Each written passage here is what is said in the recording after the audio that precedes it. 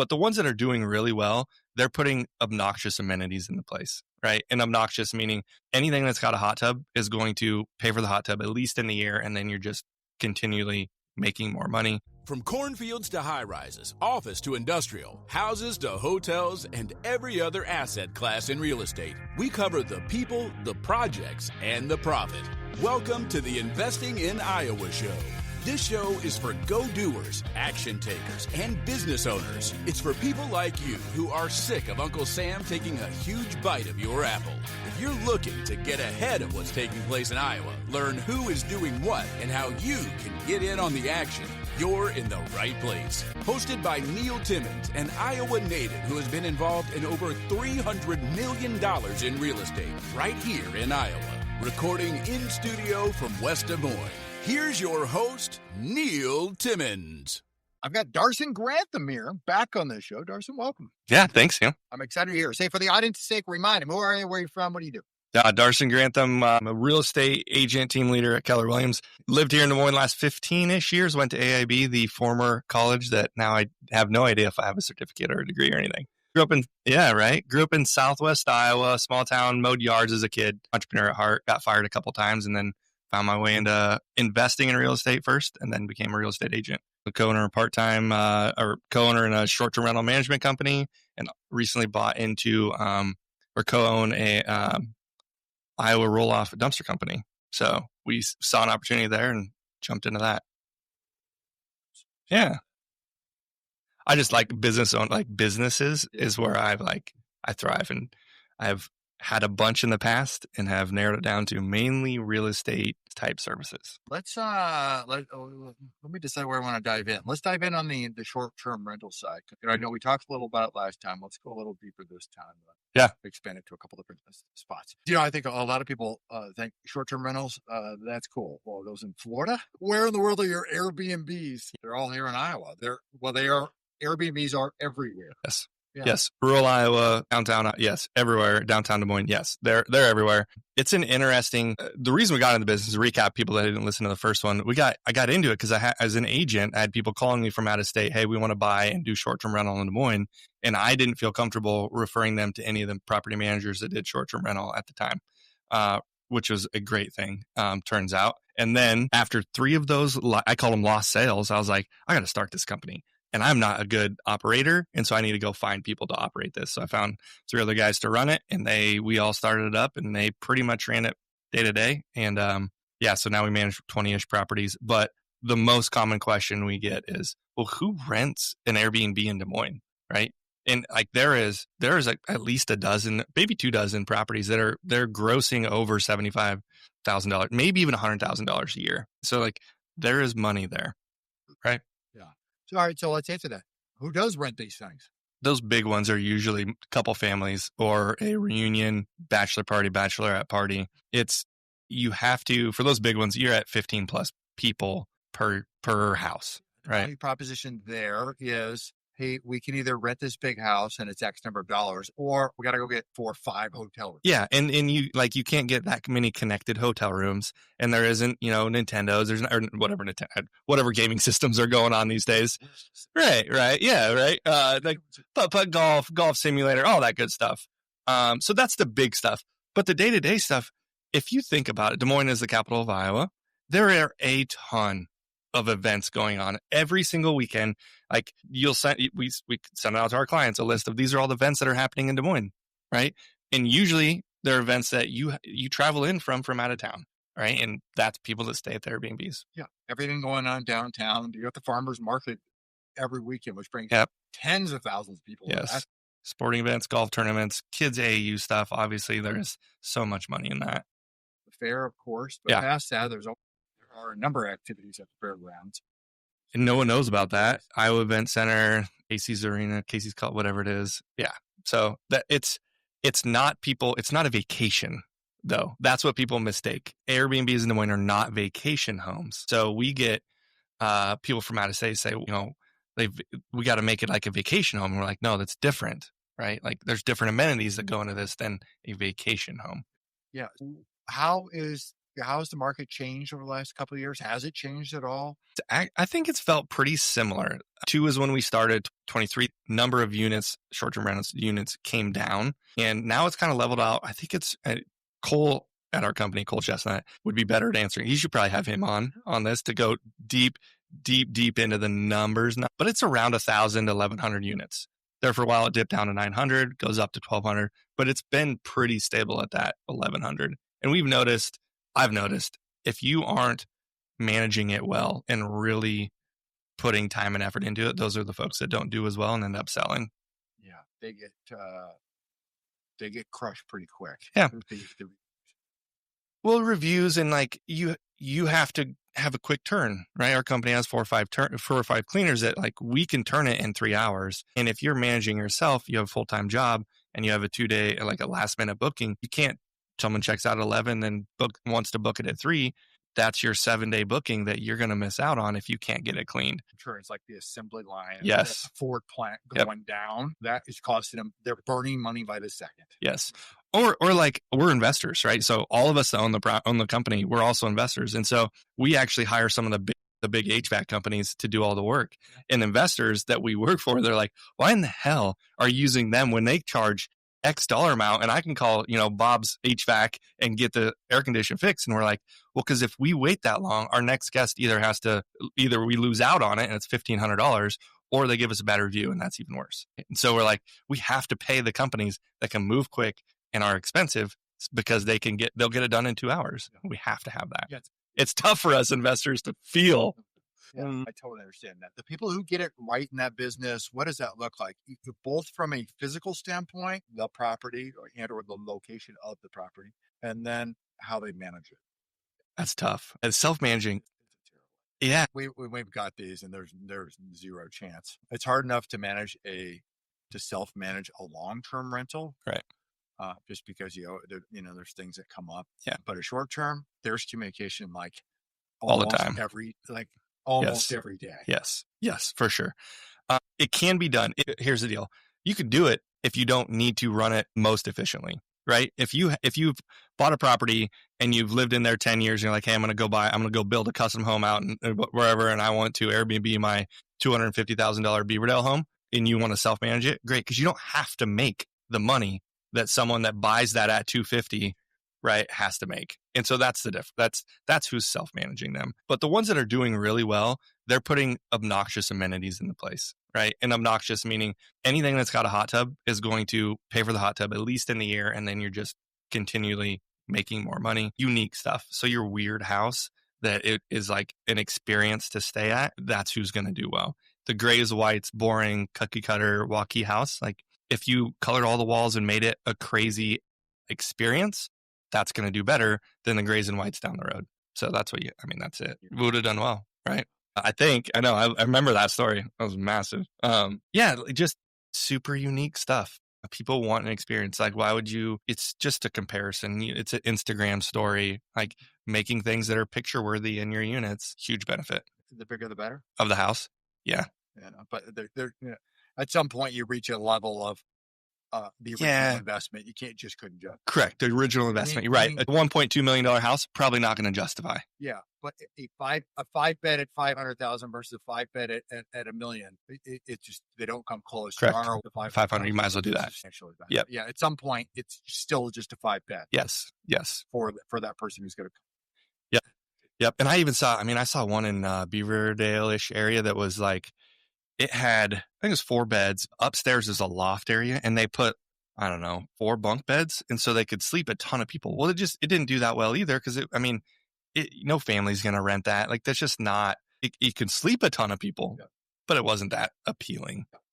Yeah, that and the lake house may be a different story. Correct. Right. When you can have a bunch of people over, this had no entertainment area. It was just a bunch of beds in a house in Beaverdale. Like, it's a good thought, and it probably did better than not having the beds up there, but not comparative to a walkie house, a lake house, even a walkie house that truly like has 5-6 bedrooms, easily sleeps 15 people.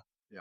Communication heavy, is it not? It seems like that. And that, how much does the communication matter versus the property as it relates to getting Thinking it goes into the Yeah, experience, and this is really a hospitality play than right. versus a real estate. It is. I would argue if you were the systems nerd, you can automate a ton of the communication, a huge amount. And then you're just taking random text. Like if you have a W-2 job where you can be on your phone, you can answer most of those texts as long as you set up a lot of automation on the front end. We have a VA in the Philippines that does most of our communication. Because we do so many, we have an operations person. Most of her time is spent with contractors and vendors and aligning cleanings, that communication, not with guest stuff. So if you just had one, you could set up automations and it wouldn't be obnoxious. How have you seen it? I don't think Cole would be able to answer that better in our business, but I don't think it's a huge play right now. Nope. I would imagine that has to be coming with the large language The art- models. I mean, it seems like this is the perfect. In the communication stuff, No. it probably is happening. Like I know we use HostAway. We don't particularly love HostAway, so we will probably look at other things. And one of the things we put in our management strategy was wherever we go, they better be on the front edge of AI, but not today. Yeah. What kind of calendar system? These are cool questions. Priced correctly. Yeah. How about that? Don't worry about the technical component. Is why is dynamic pricing so imperative? Oh yeah, it's to ultimately to drive the ROI. Well, it adds to the marketing. So I think we have 15 different subscription things that we pay for in the company. So every house, like it's very much optimized and almost double like overlap to make sure we don't miss anything. But it's not a real estate business. It is a hospitality business, like you mentioned, and it's a marketing business. So in real estate, as an agent, your first 4 photos, usually like front of the house, and you kind of walk them through the house. If you did that on Airbnb, you would get no clicks because people want that wow factor. Cole has a word for it, like the hit shots, but it's your first 4 photos are the bangers, like the attention grabbing pink room bonkers stuff. It's the front of the house. It doesn't matter. Yeah, they aren't playing it. Right. But if I'm certain, like we always say, like, but if you're searching for a house, if you're searching for somewhere, you want to know is this an apartment? Is a house? Like, is this janky? So you need the outside picture. And if it isn't there, you're going to lose some customers. But if it's a bad photo anyway, like don't put it up there. It seems like that business has grown for you. Yeah. I think we had like 11. Yeah. We had maybe 11. Yeah. Yes, it's grown. We've grown. We hired a full-time staff operations gal, and she's running the day-to-day for us, which is fantastic. I bet we have 6 or 7 in the pipeline too for next year that set like new builds, right? Some new builds have reached out and they're like, hey, we're thinking about doing this. What would it look like? What does it need to make? And we're like, yeah, we can get pretty darn close to that as opposed to short-term or long-term renting it. And I've noticed a lot of times it's the vanity metric. I want this because it's gonna be cool to post on socials that we have this going on, right? And so it builds their brand of being influential in the real estate market, which like it's not the best investment. Maybe you'd be better selling that house, but in the brand scheme of things, like it makes sense. At a certain level, a house makes practically no sense at all being a long-term rental. I'm just saying, just out of sheer math, you cross a threshold of it's X number. Maybe I don't know what the number is. Maybe it's 300,000. Maybe it's 400,000. At some point, you're going. There's just we reached a ceiling to go of rent to price. You mean? Yeah. But the short term can run much higher. Oh yes, yeah. We have purchase price standpoint. Absolutely, you can make a break even investment at the 450 to 550 fairly easily. Not easy, but you have to do some work. But you can do it for sure. Where that long term rent's maybe $3,000 a month. Yeah, maybe. Yeah, and you've got a loan going on the books at high 6s to maybe 7-ish. Yeah. On that, somewhere in that range. Yep. If you're not putting that on. Yep. And other folks that are bringing on, like one guy's own, like he inherited the property, he's owned it forever, doesn't want to sell it, lives out of state, and said, I want to come back occasionally, but let's keep this Airbnb. Another guy, he goes, what is it going to make? And I told him, he goes, well, I could go live in another state and just move from time to time for what that is, and I'd be a wash, and I could have kind of almost a nomadic life. And I'm like, yeah, absolutely. So like, it's not always the true investment. But the herd keeps, if people don't manage these things correctly, buy them right, structure, invest into the property, and then manage it correctly, they just turn out. Yeah. We've seen a lot for sale. Probably faster than what you would do. They turn around, I would imagine, but like you're faster than a long-term rental. Yes. Yeah. Yep. Because the feedback loop is much tighter. Yeah. You learn, hey, this is going to work or it's not. And long term, you don't know that for 12 months. And you get in there, a tenant like destroys you and like, ah, shit. Or you may find out in 6 months, but you can't cure the problem for another 6. It's fair. It's fair. Yeah. A lot more flexibility too. I mean, you can do different things. If it's not performing, you can change things. In a long term, if it's not, you can't change anything. You can't make it that much better. Add a golf simulator? Like, no. Right. Correct. Yeah. That your pricing in the short term can change literally with a click of a button. Yes. For next week. Yes. Yeah. Yep. And the downside too, right? Right. There's, I'm trying to think of. Yeah. If you got into an environment, go back to COVID. You got into COVID and people aren't traveling. I mean, yeah. The demand has gone to like zero. Right. Versus a long-term rental. Well, everybody's living in some place. Right. And they're also not traveling. Yes. Yes. Hey, Iowa investors. This is Ava Boutkamp, Chief of Staff at Legacy Impact Investors. Have you thought about adding real estate to your portfolio but don't have the time or desire to play landlord? At Legacy Impact Investors, we do the heavy lifting. Our team finds the deals, manages the properties, and handles all the day-to-day operations. Our select group of qualified investors co-invest with us, gaining ownership equity without opening a tenant email or responding to a maintenance call. They just share in the income, appreciation, and tax benefits. These opportunities aren't for everyone. They are for qualified, accredited investors only. If you want to learn more, please visit legacyimpactinvestors.com to apply.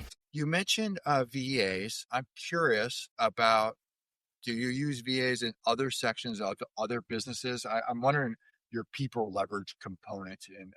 Yeah. I mean, I learned this early on in college. I worked for a financial advisor and he had assistant, right? And when I started with him, I was not the assistant, but he had one, wasn't very good, hired a good one, and his business blew up. And I was like, wow, like he didn't do anything different. He just had someone on the back end of his business, kind of the hidden side of his business, helping him run. So I knew like hiring stuff out that you're not good at is key. And I learned that early on. And I see that a lot of people make that mistake. So when I got into real estate, I hired an admin right away, 3 months in. When other people in the office are like, why are you doing that? Right? That's like, and I'm like, here's the deal. I hate paperwork. I hate organization. If I can just talk to people and sell to people, I'm going to make more money. And so when I did that at Keller Williams, there's different virtual assistant programs, right? So I got into one that wasn't very good, but I got an understanding you can hire someone from the Philippines at $5 to $10 an hour that is incredibly good. And they're working the same hours as you. They can speak the language. Like fantastic. I've hired 7 to 8 VAs over the season, in staff, office managers, 2 or 3 of them, and the real estate side transaction coordinator. So like my goal personally is to leverage out shit that I don't like to do. And I see a lot of people in real estate, in business in general. I'm a control freak. I can't do it. I can't trust someone else to do it. And I'm probably the exact opposite of that, probably to a fault. I probably trust a little too much, let them go a little. Like we were talking earlier, how close do you keep track of what they're doing? I could do it better. Right. And I think that's a leadership thing that I'm working through. But I think everyone, literally anyone who makes over $100,000 combined household income should have a VA in the Philippines that helps manage their house or life, calendar, finances. No one, like, it's the same as hiring a cleaner at your house. I've hired a cleaner forever, and I had to talk my wife into it because she was like, I don't feel adequate. And I'm like, no, I'm telling you. And now it's the best day we have. Tuesdays or Mondays it gets clean. Tuesdays, it feels so good. Well, yeah, I mean, if you don't have a cleaner, you are the cleaner. Yeah, mowing the yard. I don't mow the yard. I'm not going to spend $5,000. I live in an acreage. I'm going to spend $5,000 on a lawnmower to mow the yard for 3 hours a week. I'm like, screw that. It's not no way. How do you, when in your real estate business, both on the management side and then the brokerage side, how else have you gotten your team and the people you surround yourself with to buy into this idea of specifically this? Just part of the culture? Yeah, it's required. Most of the VAs that I have been there longer than any of the agents or the office employees. So when they come in, they know there's a VA there. And so it was not a convincing. Also, my office staff, I want them to use the VAs to make their lives easier. So like as I grow my agent team, as agents produce, my plan is to hire a VA for them. Because like if an agent producing on my real estate team, if you do the math, what you're making on them, right? And you're like, well, if I can make sure that they're happy at home, at work, and have a VA take the stuff they don't want to do off their plate, like I feel like that's a value add. So that's something that we have a couple of VAs, and I tell the agents, when you have problems, if I'm not available or it's an admin thing, just ask the VA team, see if they can do it. Everything. See if they can do it. They might not be able to, but try them first. Real estate business, a number of clients you deal with are investors. About 50%. Yeah, about 50. Okay. Are they primarily flippers? Are they primarily fixing? Most are buy and holds. Really? Yeah. Flippers are tough. Even over the course of last year? Yeah. Explain to me why that. All right. Well, I'm going to ask it. Yeah. We got 2 questions. Yeah. How have people been able to buy and justify keeping property over the course of last year, just given where interest rates are, and hopefully with our current environment, rates have come down. The rates appear to be continuing to come down for the balance of this year, and hopefully into next year. It could get a little easier. How have they been able to justify get those things to pencil? It's a different playing field. So like that's saying the market is different than it was 5 years ago and more, whatever. They pencil in a way that they didn't 5 years ago, but they're fine with the way they pencil today. Meaning like if you go 5 years ago, you go to Denver, you go to California, why would you ever buy a rental there?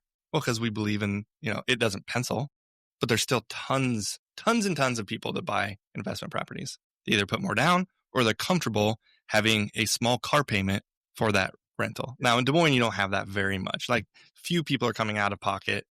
I would expect few people are coming out of pocket, or they're just going to sell that. In California and Colorado, you're either putting a 50% down payment or correct. You're leveraging. Your goal is to leverage the dollars and then hope that housing price appreciates. Correct. Yep. You get a compound effect on your leverage. Correct. The other thing is, I've seen it. We're recording this mid-September. The last 2 weeks, I've had 5, 6, or 7 people with 1031 money that need to happen by the end of the year. And I knew it was kind of going to happen. I didn't realize that was going to be this prevalent. This is crazy. Like they're exchanging what? A single family house or all of the above. One guy's selling a farm. He's in Arizona, has a farm in northern Iowa, lived here. And he's like, I could buy in Arizona. I've got 1 or 2 there, but I kind of I want to stay in the Midwest. So let's buy something up there. The other, what else is there? They're selling California real estate, buying here, 2 or 3 of those, like selling single families, they have equity somewhere. Eric Fitzgerald on my team, he did it himself personally. He sold stuff, a couple things in Denver, and then sold a couple things here, and then moved into a bigger property, buying up. You've had someone on the Big Better Beautiful bill about the tax laws, right?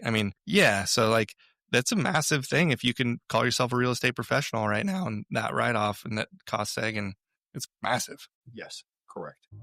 If you're a house flipper, execute the BRRRR strategy, or do double closings and are in need of money, Little Guy Loans is your go-to lender here in the Des Moines area.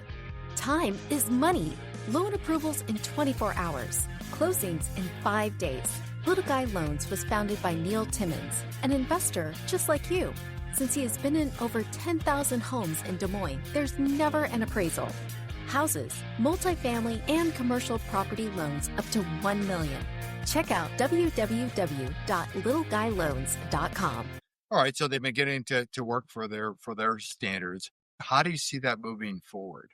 The buy and hold. It's not going to get that much better, but I think as you see investors selling, they're selling for a reason. I think those are ones you can get good deals on. My meetup last Tuesday or whatever, I've specifically seen people that have given massive discounts because they need to sell their investment property to go to the next one, and they'll accept an offer that they wouldn't have accepted 3 years ago. No way. No.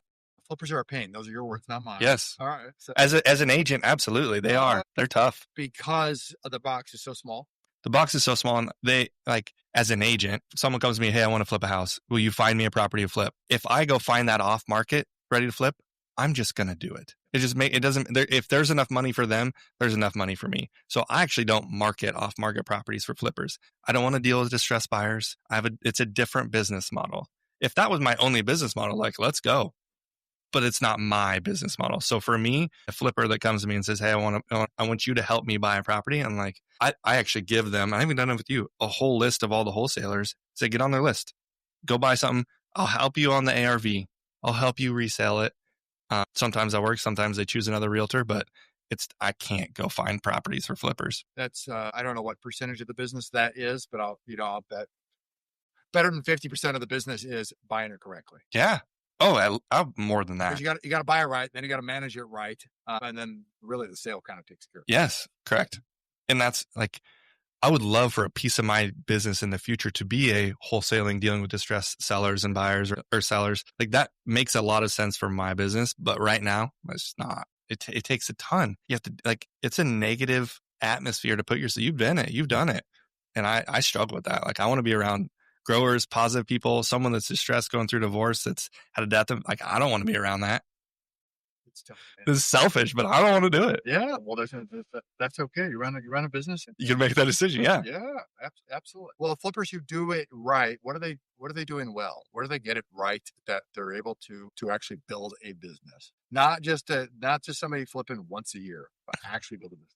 I think they have to have a source of the deals, build a relationship with one of the wholesalers, or be a brutal, like I say brutal nicely, or a wholesaler themselves without doing the marketing, right? So if you're flipping a house and you're not ever there, it's tough to get the neighbors to sell you their house, right? But if you're on site every day, they see what you're doing and you're telling them what you're doing, like you're going to inherently get a couple that way. So building those pipelines of off-market deals, that's it. That would be my answer. If you had to guess, I'll make you. What percentage of the deals that flippers do in any given year did they acquire off-market versus on-market? Out of all the flippers, yeah, 80% are off-market. 80% of off-market. Yeah. What percentage of those do you think are done with a realtor off-market versus any other source? Yeah, 10%. 10% are done with a realtor off-market. Yeah. The majority of them are done either direct to seller. Wholesaler. Yep. A wholesaler, like we're not like, yes, they have to take it down and like, but I'm still considering that wholesaling. Like you're a business that is marketing to distressed sellers. I mean, they're buying directly from a mom and pop. Yeah. I mean, most wholesalers you and I know, either they're going to resell to somebody else or they're going to buy the property themselves. Yep. What I've found fascinating, and I would love you to answer this. Why is there so few wholesalers in the market size that we are? Yeah. Am I correct in thinking that is true? Yeah. You know, the people who do it at scale. Yeah. Right. There's 5 to 7. I mean, that might be pushing. I mean, you know, Mark Lane's been on the show. Yeah. He's been on it twice. You know, there are not many people, I'll say at Mark's level. I mean, people are buying 50 plus properties a year. Yeah. No, that's, yeah. I mean, you're some rare air there. Right. There just isn't many people. Right. Why? You know, that's a good question. I don't know. It takes a lot of cash. Yeah. You've got to scale to it. Yeah. So what do you have to be really good at? You have to be really good at getting the phone to ring somehow.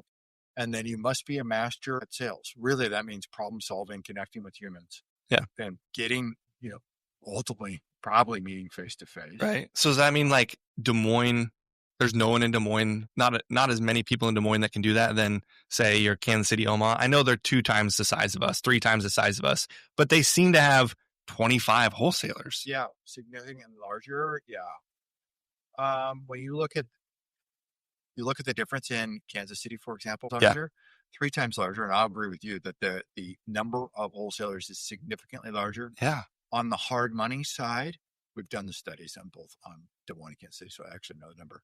There's about 8 times the amount of hard money that gets lent every year out of Kansas City versus Des Moines. Huh. So you have 3 times. It is wildly different in a market like that, for example, that specific market. I think you've got different levels, maybe some different levels of distress. That's what that'd be my argument, is there is different scales of a $40,000 property there versus a $4,000 property here is massively better here than it is there. Yeah, no doubt about it. That, I mean, you know, I've not gone to the level of what's it mean by neighborhood. Right. I'm just, they have D class there. Right. D class I don't think exists here. Exactly. Right. Yeah. I'm always just been fascinating. When I first got in the business, because I considered doing wholesaling, I was like, there's so few people that are doing wholesaling here comparative to other cities. So still don't know the answer. No, there's certainly an opportunity. You just have to be able to. Because you've done it at a high level. You've bought off market distressed properties at a high level. Yeah. Yeah. Yeah. And I agree with you. Almost everything was bought off market direct from it. There's still people that flip. The people that flip by buying on market, they have to have the other intangible. Usually they're doing their own work. Yeah. They've got to be able to, you've got to carve the expenses out somehow. Yes. Yeah, it's interesting. I have noticed more on-market flippers this year, more people buying on-market stuff. And I think that speaks to just some of the inventory coming through the market stuff. That, and then the more realtors get educated about the investment world and wholesaling world and just everything associated with that, they don't hit the market. They can understand a little more, and they're a little more versatile in terms of what they do and how they communicate and where the deals go. Talk to me about, tell me about the dumpster business. Yeah. So everyone asks, like, how'd you buy that? Well, how'd you hear about it? Just having coffees with people. I love talking about business. So I saw some guy on the Facebook group posting about dumpsters, and I was like, hey, let's grab coffee. And I do that all the time. So if anyone's listening that wants to grab coffee, like, I love to, and just talk business, talk shop. So I sat down with him. He was actually an agent. And he's like, yeah, I do. I also own a dumpster company, but I'm also a real estate agent. And he's telling me about the dumpster company. And he's like, our limit is we don't have enough dumpsters. Like we need more dumpsters, and they cost $5,000 a piece. And I, don't have enough. I was like, oh man, like, it seems like you just go get money. Like, go call someone, figure out what the return is, give them a percentage, and then make more money. He's like, oh yeah, I guess, because I just don't like that. I was like, okay, whatever. 3 weeks later, he calls me and goes, hey, you want to buy the dumpster company? I'm thinking about selling it. And I was like, man, I don't have like $150,000, $200,000. Like, that was a lot of money. I was like, well, let's figure out what it would look like. Right. And so called a few people up, and someone was like, yeah, let's do it together. Oh, did it together. And my thought, like two sides of it, it's a home service related business, right? Their main business was residential, not very much construction, not very much flippers, not very much remodels. And I was like, well, I've got a network there. Let's see if we can't get the business up using some of that leverage. And then the other side of people that call a dumpster, 30% of them are selling their house. And I'm like, well, that's a lead gen for my real estate business of some capacity. Have not rolled that out completely. Still trying to figure out the nuts and bolts of the managing drivers, managing dispatch, and all that good stuff. But yeah, it's been good. Hasn't been like blowing us out of the water. Hasn't been, zero. Learning Google Ads a little bit, trying to pay someone to do that so I don't have to understand it and pay attention to it. Yeah, we bought 5 right away. Yeah, we bought it with 11, bought 5 right away. We built that into the loan that we got for the business and just said, hey, this is what we're doing. We're a high turn, so like something sitting for a month is bad for us, because when you have a few dumpsters sitting is bad. When you have 300 dumpsters sitting, doesn't matter. And so that's why, like, we've had new home builders say, hey, can you come do our dumpster? And I'm like, it's gonna be $1,000 a month. And they're like, yeah, so-and-so will do it for 500. And I'm like, we can't. We have to be at $1,000 a month a dumpster. That's an opportunity that we see, but it's just over time you build the capital of buying more dumpsters. Yeah. Here's what it is. Yep. We do 1 day, 3 days, and 7 days. And then after 7 days is $25 a day. In the winter months, we'll make some exceptions. In like past, like a flipper is like, hey, we're going to use you for every dumpster. Like, we'll cut deals on that stuff because it's repeat stuff. We won't do if we have 5 flippers going, probably not going to do too many more because we need those for the residential. They pay the $375 all day long, 3 days, which is actually crazy cheap if you look at other markets. We have it's very cheap compared to other markets. If I said $375 in a Dallas or a Houston, they'd be like, $600 is our lowest. We'll go. They have to drive though. That's their problem. To the dump is an hour and a half drive, and we have 30 minutes most. Fortunate in that aspect. Yeah. Wow. Interesting. What are you most excited about as you look forward? I don't get excited very much. I'm like, excitement is tough for me. My big hairy goal is to grow a big agent real estate business team. And we talked about it earlier, and you're like, I wouldn't wish that on my worst enemy. I'm just dumb enough. I got to try to figure it out myself. I love the models of the real estate agent business and the building a team in that. I think that it's tried and proven. It seems like it's up my alley. Yeah. It's conversations, a lot of coffees. So I'm excited about doing that. Honestly, 2026, I'm optimistic that it's going to be a good real estate agent business year. because that's where I make my money, right? But if it's not, if it's just like the last 3, I've done just fine, done 30% up each year. So let's do that again. But if it goes crazy, and so agents, so for and you know this too, I'll just, for people listening, in the agent world, I don't care what home values do. It actually doesn't matter in the grand scheme of things. It's number of transactions that happen. Yeah, because prices go up or down 10%. At the end of the day, it's actually. Yeah, we make a percentage of that, but it's not massive. It's not material enough. Nope.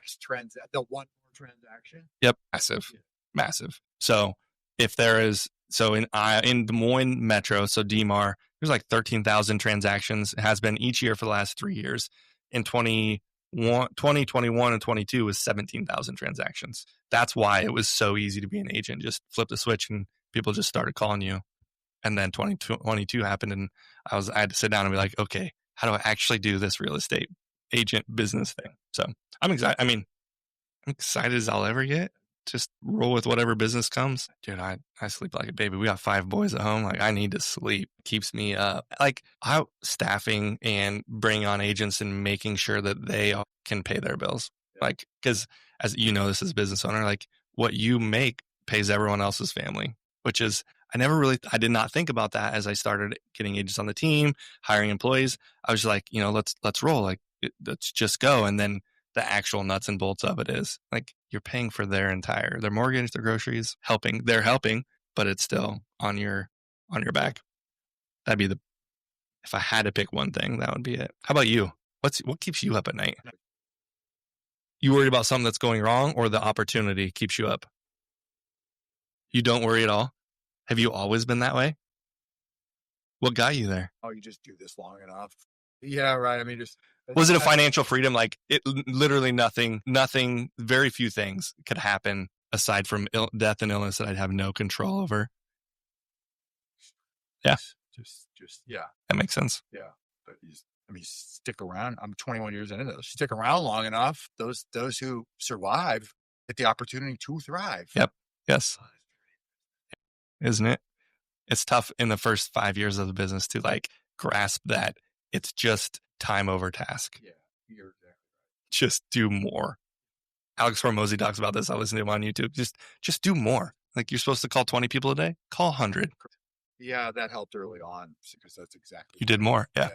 And then what happens? Your learning curve shortens. Like, everything is just, you got to do it. You got to do more reps. Yeah. Everything just do more reps. Yeah. Make more offers. Yeah. Correct. Yep. Love it. Yeah. I asked lots of questions. What's one question I did not ask that I should have asked? Well, that's one question. Ask me. I want to ask you, what, this is a fun one. Like, what if everything goes to zero? That was after this last question, right? So if everything goes to zero, I have no agents, no one's buying houses. Like, what? Yeah, right. Like, what? It's unlikely. But to me, when I talk to investors, they're always like, if this deal doesn't happen, like, it's the end of the world. And it's just not, it never is. Fast forward 10 years from this normal trajectory, or if things went to zero and I fast forward 10 years, I would be wealthier if things went to zero. Yeah. So because they could take it all away, but everything you've got, your will, your skill set, your relationships, your knowledge base. Yes. If it all reset, you'd be more successful after the fact. It's bonkers, but everyone is worried about what if this doesn't happen? What if that, like, it doesn't actually matter because you can't take it all away. They can take all of it, but not really. So that's few people can grasp that when they're doing deals because they're worried about like what they think is the worst case scenario. And I'm like, that might be the best thing that ever happened to you. I got fired twice. That's how I became, pushed me into real estate. Yeah. The worst case scenario, much time thinking about that because worst case scenario, just like, we deal with attorneys. How many times? Like 95% of the time is spent on the 5% of things that never happen. Yep. Like, okay, we don't need to button this up and then move on. Yep. Let's focus on the things that are highly probable to happen. Yeah. And then tighten those down. Yes. But you're an anomaly in that, which is why you've grown to do what you've done. You for sure are. That's what I'm saying. Lots of people like yourself and tons of people who are on the show, and I know lots of listeners. I think there's a lot of people in and around this industry, and probably who are that way. Probably because to be successful in this business, you got to rely on yourself. You have to think that way. Otherwise, you'll never move. And success comes after belief. Yeah. Right. Oh yeah. Because if you didn't believe it, you wouldn't have taken the action. You wouldn't have gotten the result. Darson, I could talk to you forever. People want to find you, follow you, connect you. They want to take you to coffee. Where can they go? What should they do? The social I'm most prevalent on would be Facebook. DSM Investing Facebook group, I believe it is. It's the one that's DSM. Go jump on there. Join for sure. But yeah, message me on Facebook. There's not very many Darsons in the world, and even fewer Darson Granthams. Just Google it. Find me. Yeah. We do all the investor meetups in Des Moines. Everybody is welcome. Every Friday morning at 7:30 at Smoky Road downtown on Cottage Grove, and then second Tuesday of every month. Next month, I don't know if this will go out by then, but we'll have Larry Wolf on. And then November, Pace Morby is coming to town on the second Tuesday of the month. So we're just going to skip the group meetup, and we're going to go to his event wherever he has it, which is going to be fun. Which, if you like him or hate him, it'll be good. You're going to learn something. You will. And you're going to meet some. There'll be some great people there. There has to be. Yeah, no doubt about it. We'll look forward to that, Darson. Links below in the show notes, everybody. Thanks for being here. Thank you, Neil. Thanks for listening. If you're enjoying the show, may I ask a favor of you? Naturally, subscribe so you never miss an episode. But would you rate and leave an honest written review on Apple Podcasts? It does a lot for us here at the show, and I appreciate reading your thoughts. Great guests make for a great show. If you know of another Iowan who would be a great guest, or you yourself have interest in being a guest, well, get on our radar. Visit Investing in Iowa to fill out an application or recommend a guest. And if you want to connect with me one-on-one, go to LegacyImpactInvestors.com. Click on the Invest With Us button in the top right corner, and there you can pick a time for the two of us to get on the calendar and connect. Until next time, keep investing in